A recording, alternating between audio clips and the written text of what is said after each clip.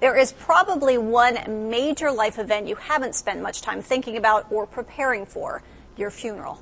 But as baby boomers experience dealing with their parents' funerals, many are suddenly recognizing that what may have worked for the previous generation isn't so appealing to them. So the big business of American death is undergoing a radical transformation. 2.3 million Americans will die this year, and all of those bodies, except for the tiny fraction that are donated to science, will go to a funeral home. What happens next, though, is increasingly anybody's guess. Funerals don't have to take place in the funeral homes anymore. They can take place under a tent and in a garden. They can take place in a museum. They can take place traditionally as they have in churches or temples. But you'll find that today it's much more creative in where the children are remembering their parents or their siblings. The funeral industry is still trying to rebound from a long-standing reputation of price gouging on caskets and inflated costs for services, and now they face a quickly changing marketplace. As much as we still have to deal with the dead, and we still have to move the dead, and we still have to bring the dead from point A to point B, our focus now is on the survivor. What can we do to help you get back to your life as you knew it in the most expedient fashion, and at the same time remembering the dead and doing exactly what we need to do in order to accomplish that task? But it can be like turning around a supertanker. Some funeral directors are more eager than others to keep the status quo, no matter what the trend is in the marketplace. After all, the traditional American funeral is a ritual conceived by funeral directors themselves over the past century, and it's worked for them very well. They have a vested interest in keeping these traditions going. The visit to the funeral parlor, the embalming, the expensive casket, the viewing, the open casket, the flowers even, and then the procession to the church or your place of worship and then to the cemetery. All those things cost money, and obviously they buttress a many billion-dollar industry. Some, call it a $20 billion industry even. Lisa Takeuchi Cullen's book, Remember Me, explores what she calls the new American way of death. She says one of the biggest trends is toward cremation, which accounts now for about a third of all dispositions, a figure that's expected to double over the next 20 years. Cremation is popular for a lot of reasons, but one not to be overlooked, the economics. Cremation is just a lot cheaper.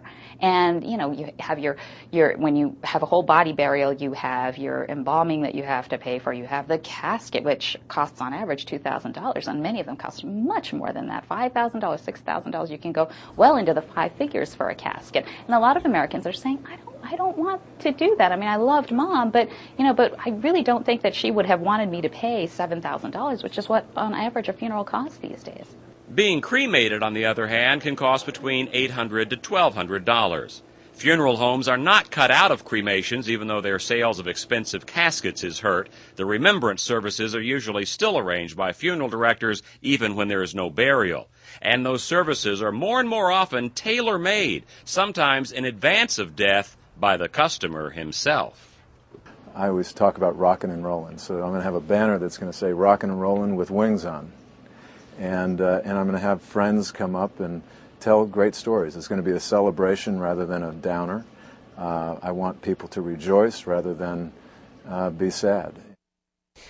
Kevin Whalen turned to Everest Funeral Planning for help preparing his ceremony. Besides funeral planners, there are now businesses popping up to deal with cremation, since cremains, that's what they're called, can be used in many ways. A business called Life Gem, for example, is less than 10 years old. It is turning cremains into diamonds, carbon to carbon.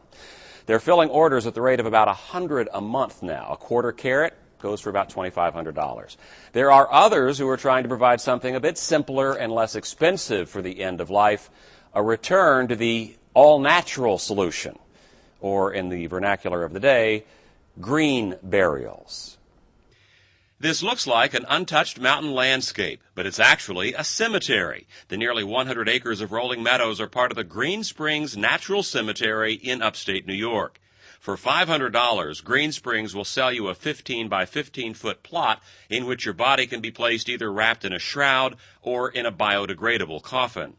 No embalming, as natural as possible, no caskets that have metal in them. So the caskets also have to be biodegradable. So we're really trying to keep this fundamentally to what the concept is here. Untreated wood caskets that fit the bill are sold by funeral homes and now online. Kent Caskets offers them for $420 plus shipping. The pine box arrives in a few large pieces, and with a screwdriver, some glue, and a little bit of sweat, it's hard work building your own casket.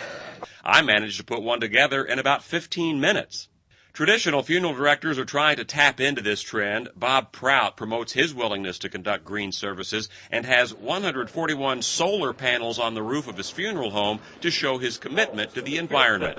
He gives tours to visitors. This is here for anybody that's attending a wake or a service, that if they want to come in and just ask questions. Almost every single wake, I've got someone that comes in and says, you know, what's going on down there in that? And I said, well, you know, all the power that we produce is being produced on the roof right now. But Pearson is sticking with a service and burial at Green Springs. Have you bought your own plot there? I certainly have. My wife and I are side by side, and we know all the people in our group too, which is one of the nice parts about this. It's a very much a community project. There aren't too many other cemeteries, I think, where everybody knows each other on either side.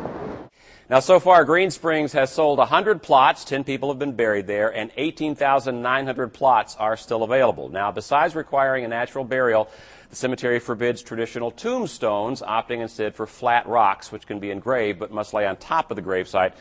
Makes the whole place look more like a park than anything else. The facility is licensed and regulated like any other cemetery in the state. Green Springs is one of only 4 natural burial sites recognized by the Green Burial Council, a new organization that's promoting these practices. I imagine we're only going to see more of Oh, yeah, I think it's a trend that's going to catch on.